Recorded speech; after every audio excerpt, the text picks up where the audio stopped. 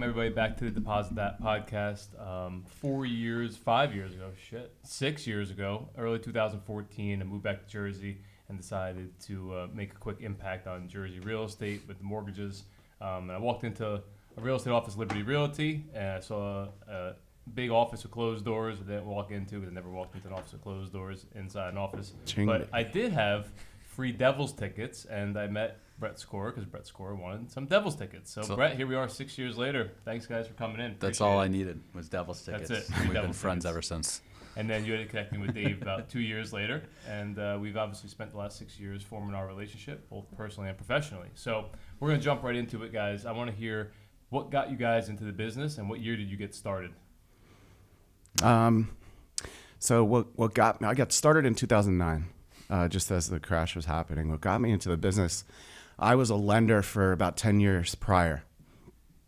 Started in 99, and I had just opened a branch of the mortgage company that I was working for in Hoboken, and then closed it like 3 days later. That was the norm back then. Yeah. Open and close. Mortgageimplode.com was a legit website. So in trying to build that mortgage business, I ended up going to different real estate offices to meet people. And I as soon as mortgages disappeared literally for like 6 years. Overnight. Yeah, I had no income, burned through my savings. And so naturally, I just watched what some of these guys and gals were doing and started building my systems pretty quickly. I think maybe 3 months into it, Brett walked into the office. He had been in the business a little longer than me, but he walked in. He got into the Hoboken. Was he in a bathing suit and flip-flops? Yeah.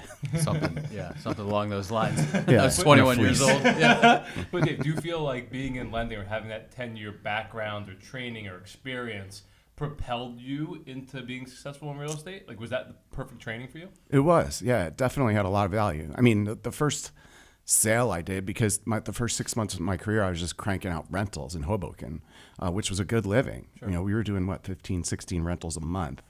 And I was able, through my knowledge of the mortgage process, I was able to look at one of these prospective tenants and be like, you should probably buy, and converted them, and they bought.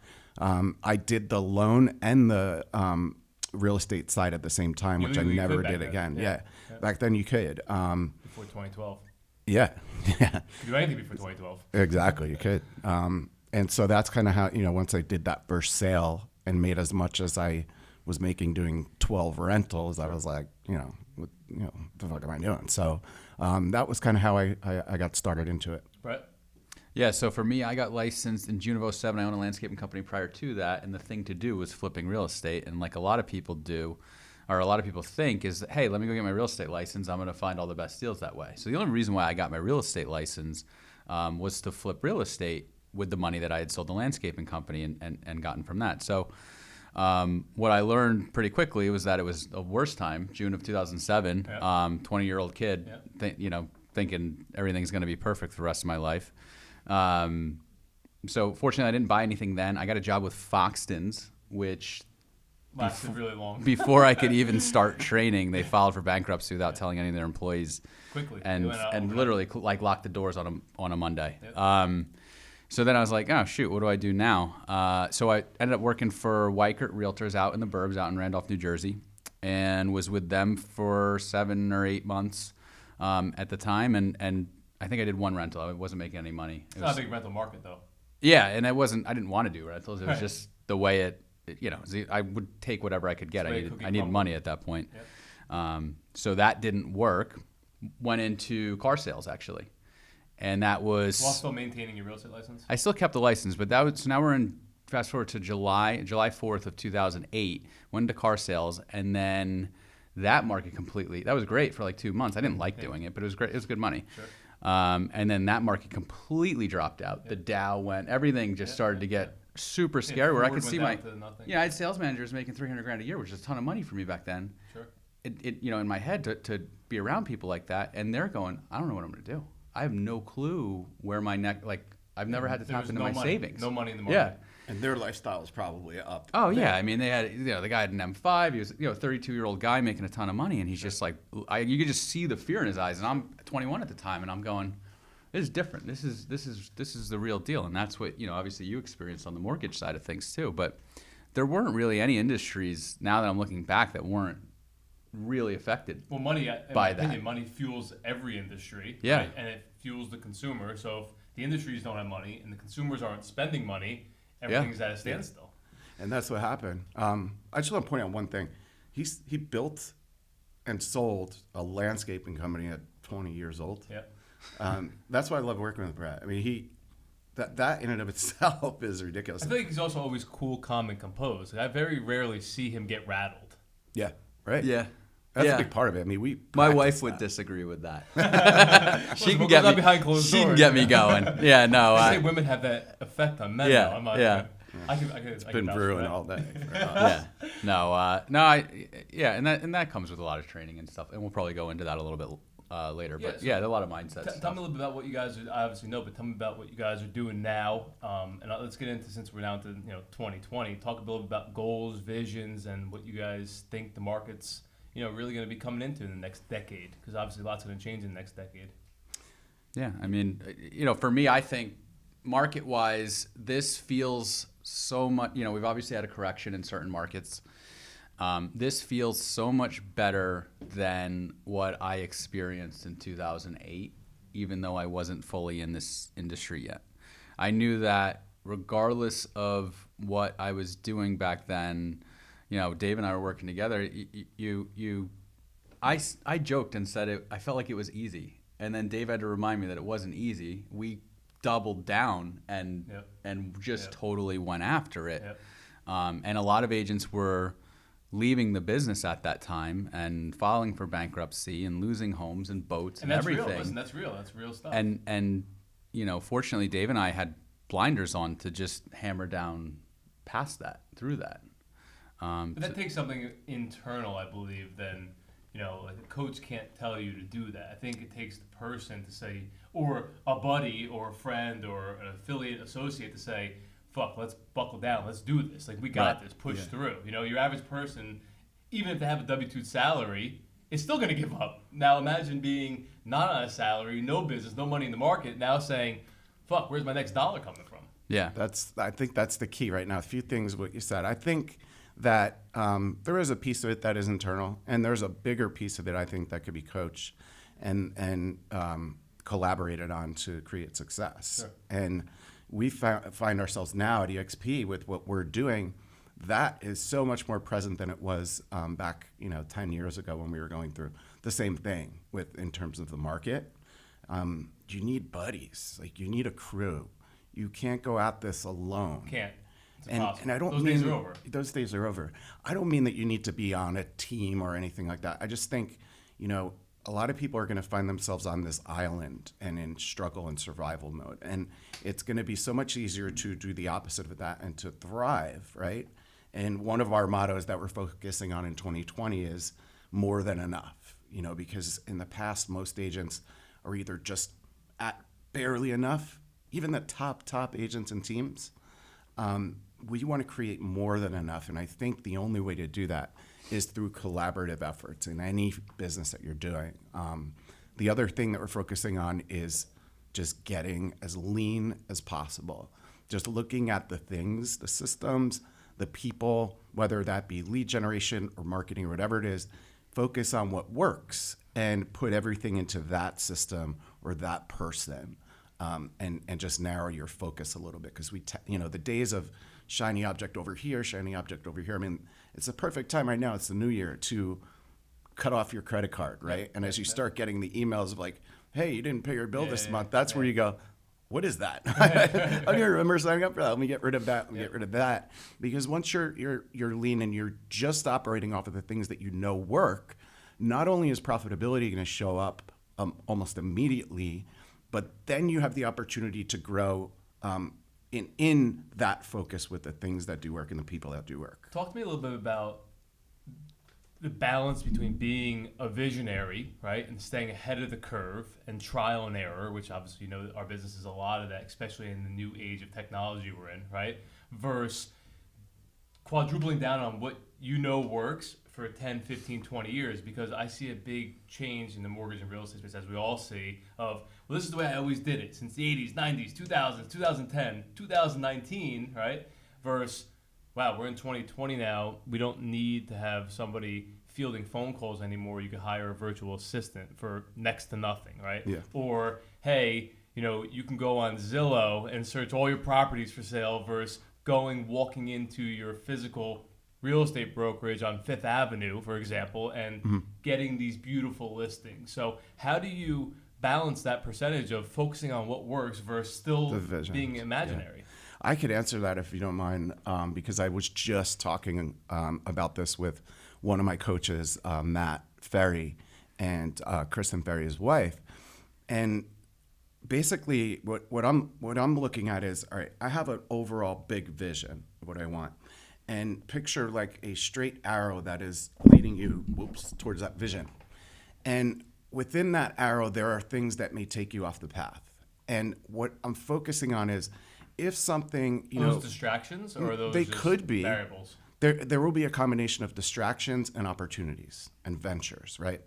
So what I'm focusing on is, I'm only going to come off my path slightly if it's an opportunity that is not a bet, that it's something that I know. So the odds are is in your gonna- favor, you're saying? Yes, the odds are in my favor. It's been proven. And there's very, very little bet, meaning I'm going to put money, time, and energy into this, hoping that it's going to lead me to where I want to go. Versus, all right, I know this is going to lead me where I want to go. I've vetted this opportunity so much that I know if it veers me off that arrow, whether it be this way or that way, it's definitely going to come back and feed back into the overall vision. So that we're not. It doesn't like shoot you far right of where you're looking to go. It literally might pull you right, but then pulls you right back in. You're saying to where you want to be. Yeah, not only that definitely, but also it already is a part of what I'm already doing. Right? There's Well, not. real estate has It's, so many tentacles. yeah, that's the thing. So There's many so things. many opportunities within real estate that you can make work Daily. daily. Yeah, for Interesting. sure. Right, what do you think? Well, to kind of go into what he's saying a little bit too, and we actually Brent Gove with EXP, who's a celebrity in our world and really has accomplished some incredible things. I think he was the #2 Keller Williams agent in California before he went to EXP. Some big numbers. Tell him to come out to the New York City market. He ain't gonna make it. I'll tell you that much. I don't know. It's a whole different animal out here. I don't He know. already has been. He's San Francisco. It's Yeah, not yeah, like yeah. it's an easy. He's not.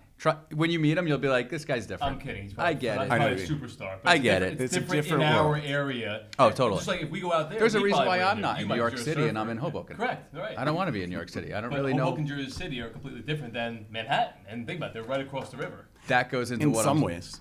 Yeah, but that goes Continue. into the straight arrow. Right. I know that.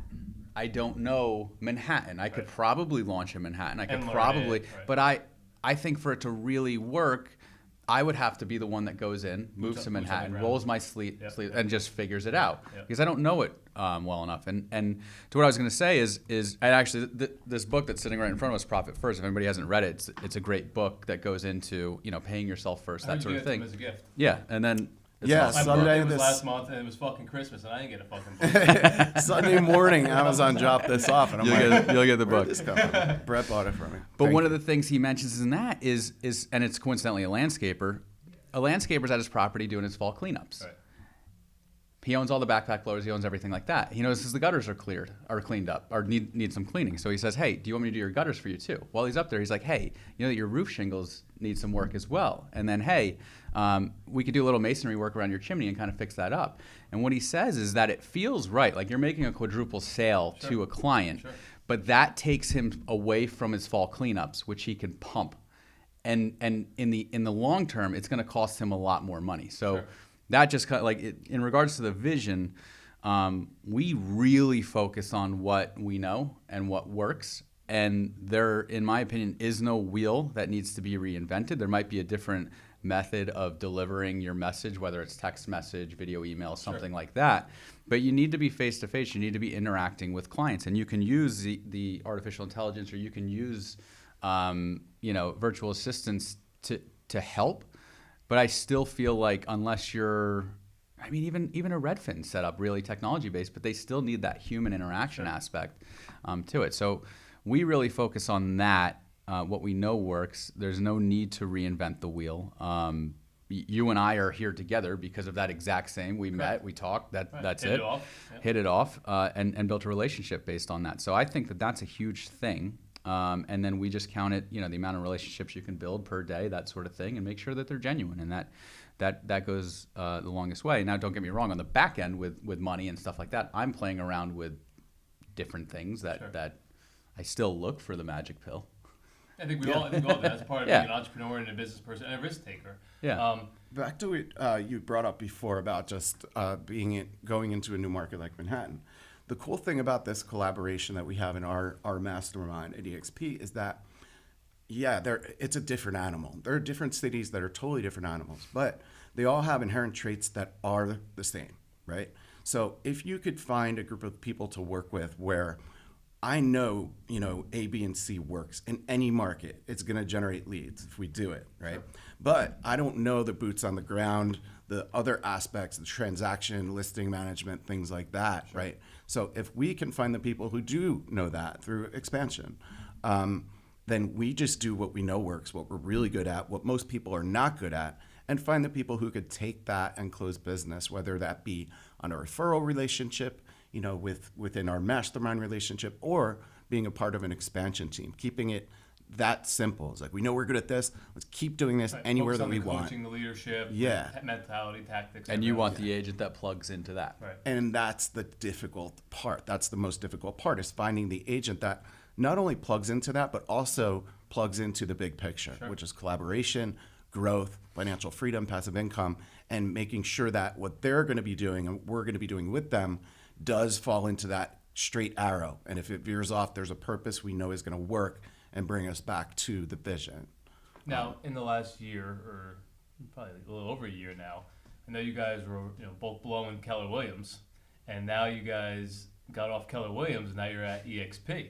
So tell me about that shift and how that was. I mean, from what I know, Keller Williams thought of you specifically as one of their top players in the country, right? And obviously you did collaborative work together, but I know you were the mega agent, right, and that mega team. How did you leave this massive, long-standing organization to go to essentially a cloud tech real estate platform? And what was that like? And what caused you to do that? So I learned so much from Keller Williams. I was very fortunate enough to to earn my way into this group, Gary's Top 100, and really make relationships with people that to this day are some of my favorite people in the world.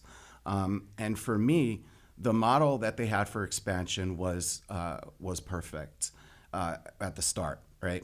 And as we grew, it just didn't. The model was amazing. It didn't line up with the financial model, and I had to look at that and say, well, the agents on my team were not making enough money within that financial model.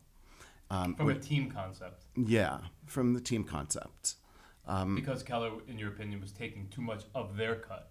Yeah, what it is and not even just Keller Williams, just brokerages in general, that traditional brokerage model. The challenge was, okay, if you're going to be taking this much of a cut, right, then where's the value that brings it together? Sure. And for so many years, we were just like, all right, let's just be cool. I don't care. I'm sure it's there.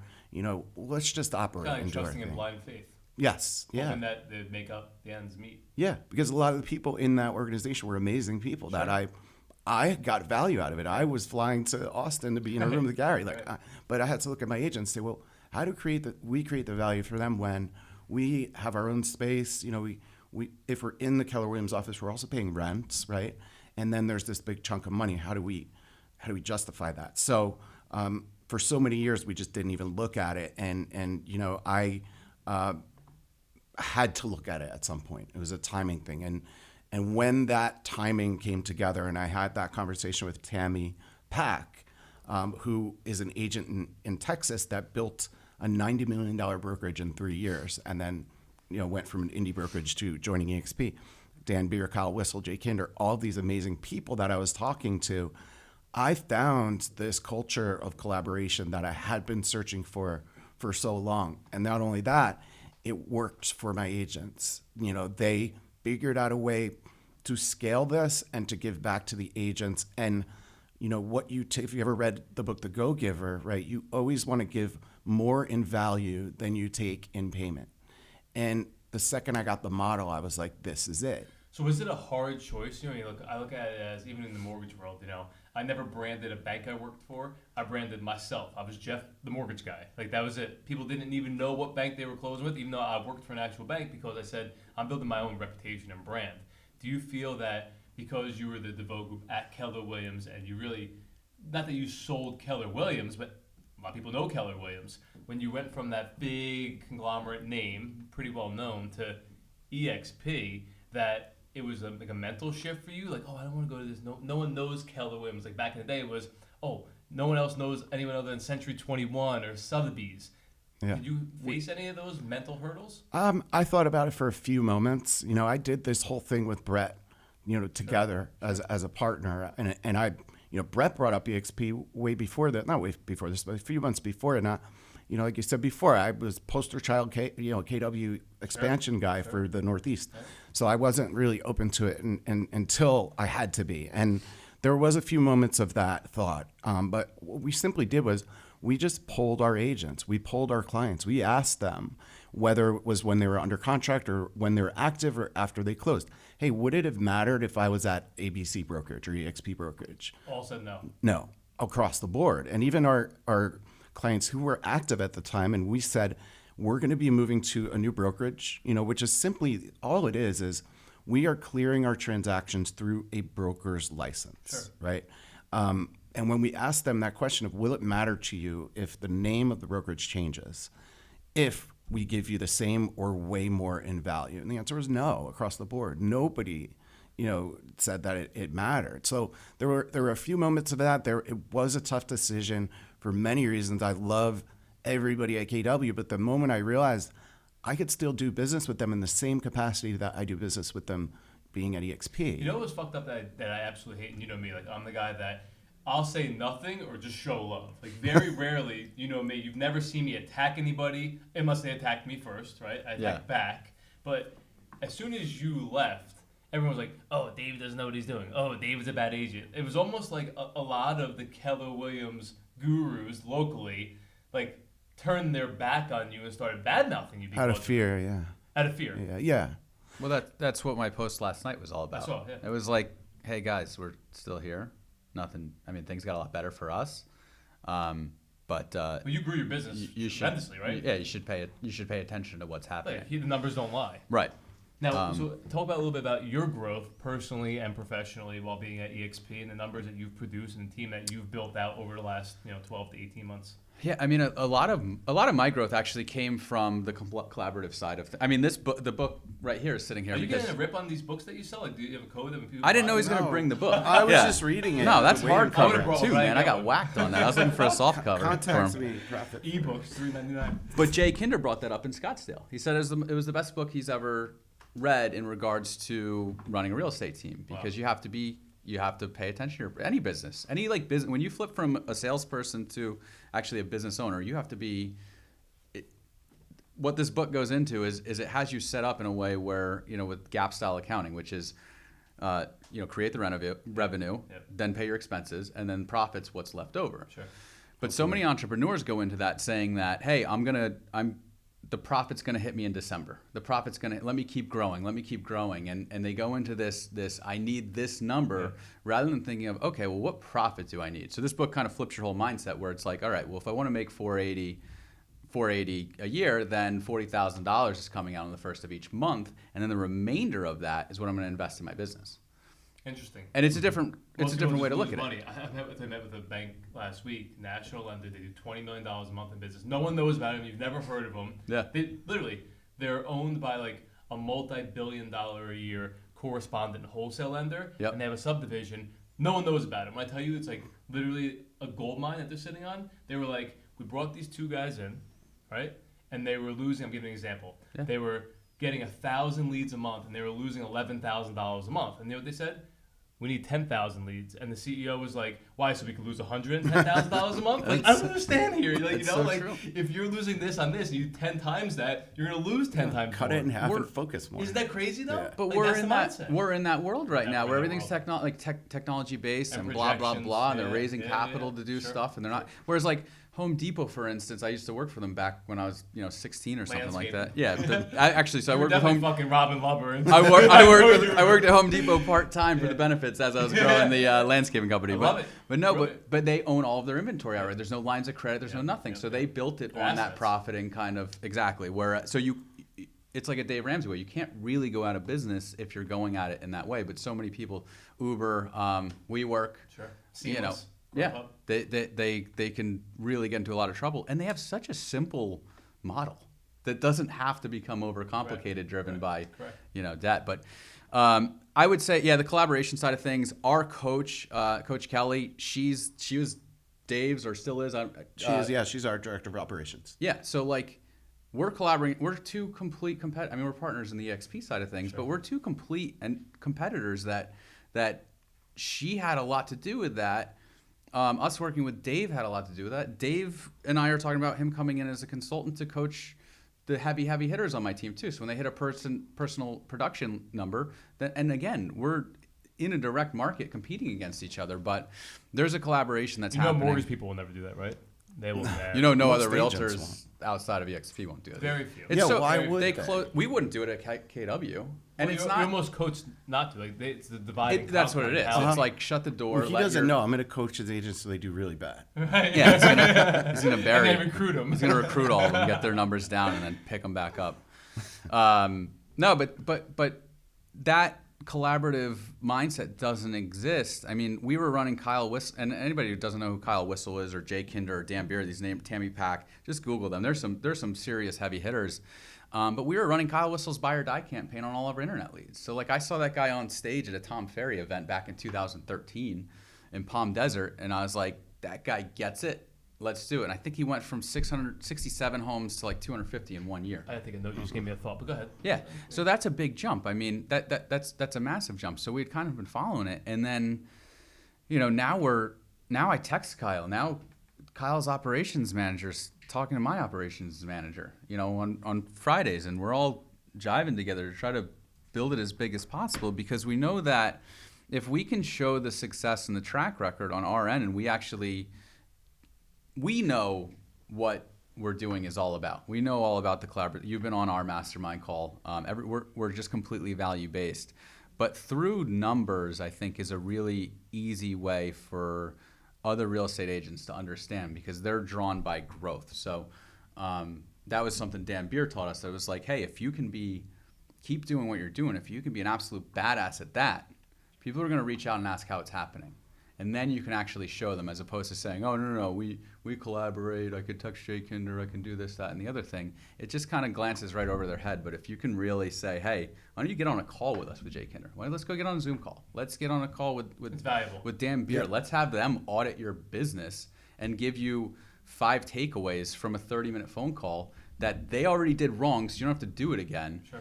And that's when it like clicks. Like Yeah. if you let your guard down, you become vulnerable, and really listen to the message, then it's like, oh, wait a second, this is Interesting. this is here. Yeah, because if you look at agents and teams at different levels of production, there could be an agent production-wise who's down here that can give me something really simple that I could implement, Sure. right?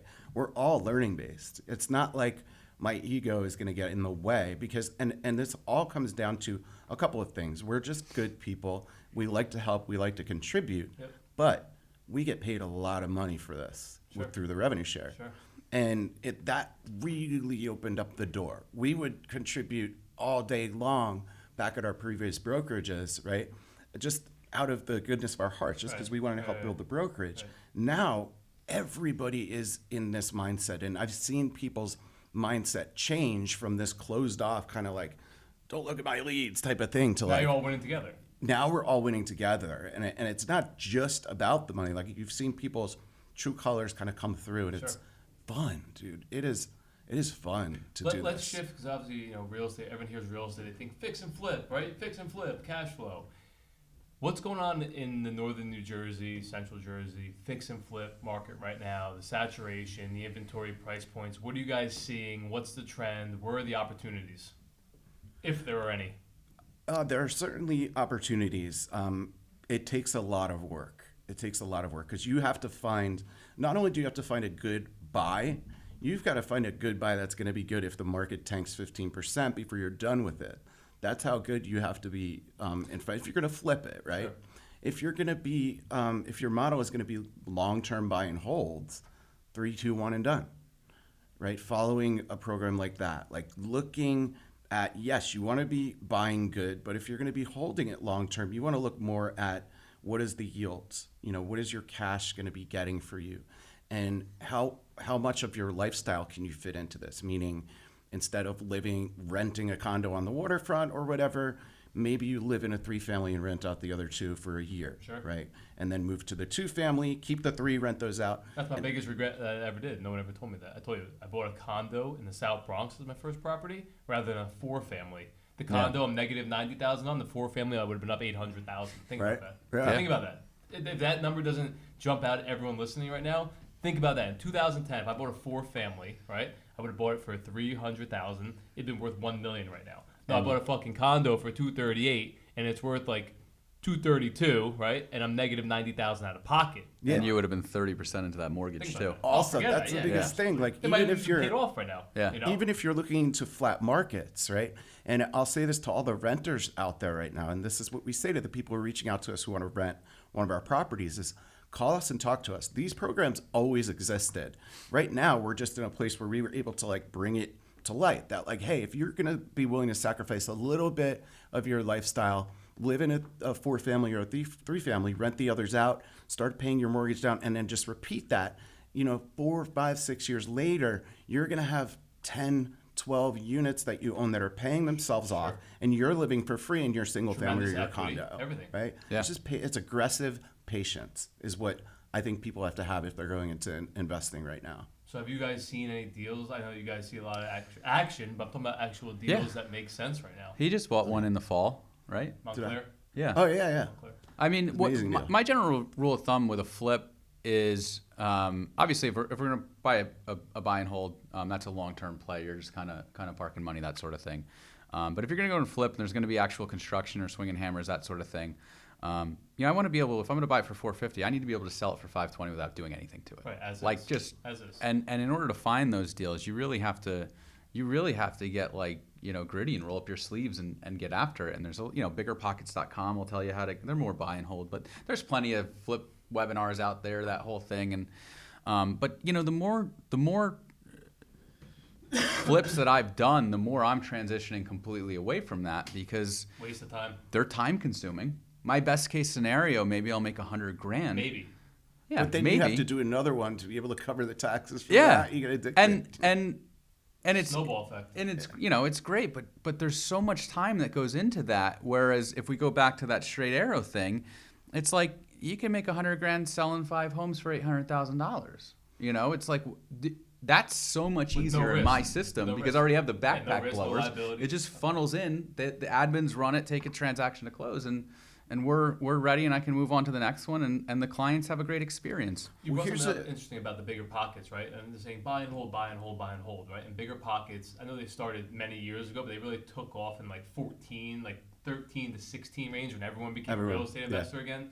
Here's my problem with the market, and because you guys both started essentially when I did, you obviously a couple years before me, it's like everyone's developing these theories now when the market's going straight up, right? Like everyone coming out there that has a voice, right? The wholesalers, all these bullshitters that didn't experience the money's getting caught in 07, the Dow dropping 60% in 08, Lehman Brothers going out, Bear Stearns going out, Citibank stock dropping down to $1, right? Yeah. Warehouse lines being cut in 09. Credit Suisse cutting all their products. Yeah.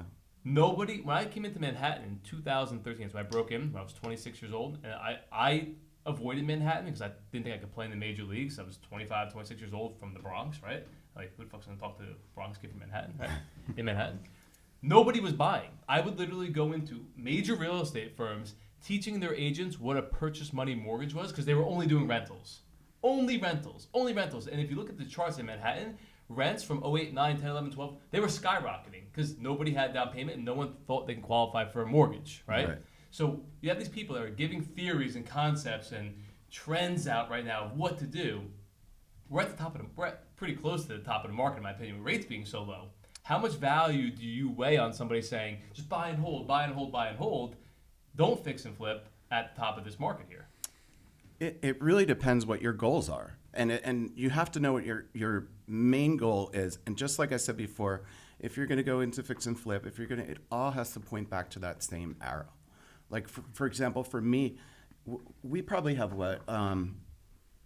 12 properties that are in construction between the two of us that are mostly flips. You know, one is a Airbnb holds. Some might turn into holds. Yeah, some might turn into Yeah. holds. But I looked at it saying, all right, it's going to be very, very difficult for us to not make money on this flip because we bought so well. Sure. Things happen though. You know, that one of those properties is over a year behind. I know. We And did we're the loan paying a on it. lot. We're paying a lot every month on the mortgage.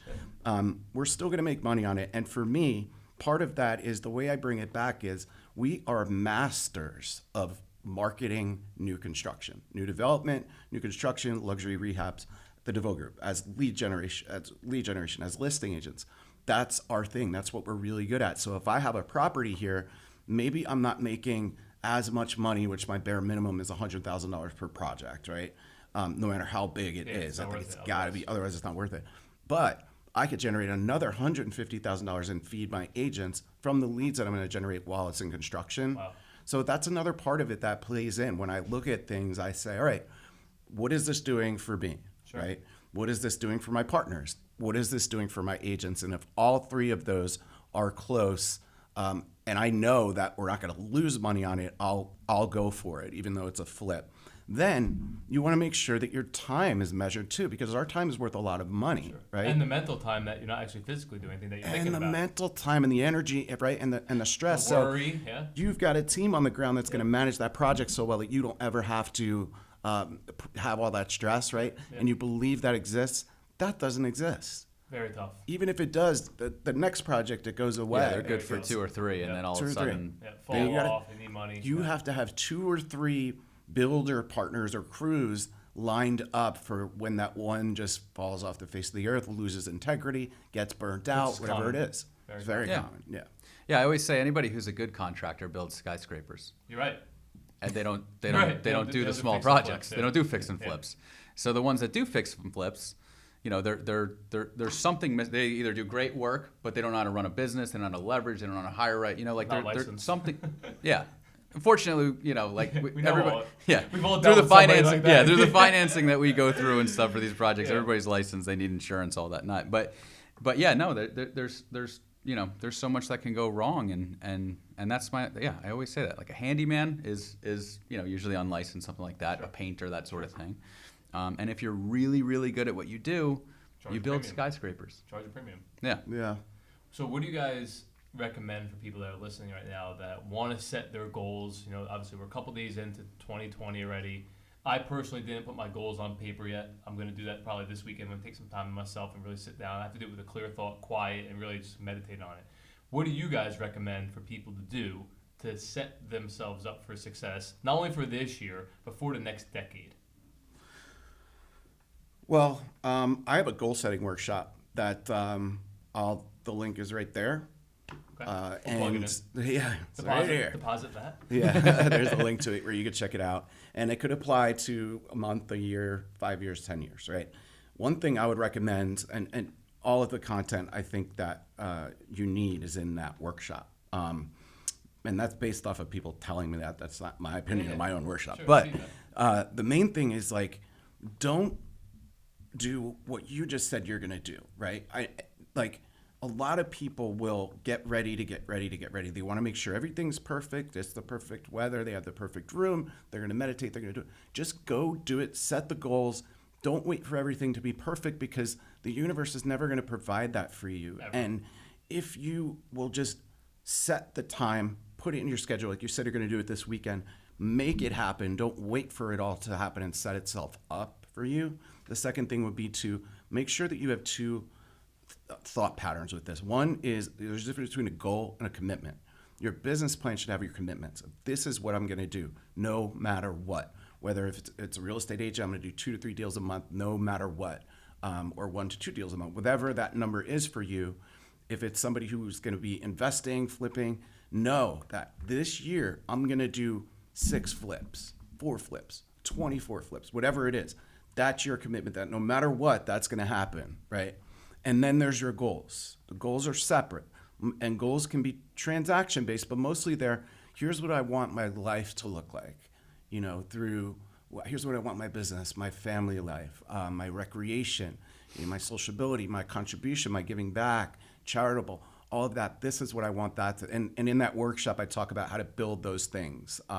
So there's your commitments, and then there's your goals. Your goals could be as wild and as big as you want them to be, as long as you're hitting your commitments. Interesting, Brett?